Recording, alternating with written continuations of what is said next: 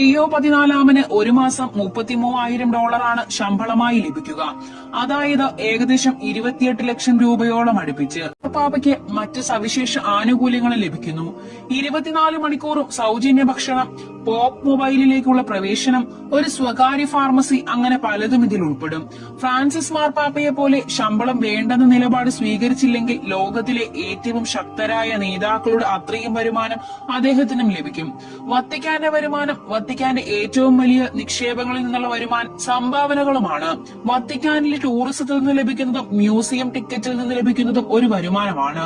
വത്തിക്കാന്റെ ഏറ്റവും അറിയപ്പെടുന്ന ധനസഹായ സ്രോതസ്സുകളിൽ ഒന്ന് പീറ്റർ സ്പെൻസ് ആണ്.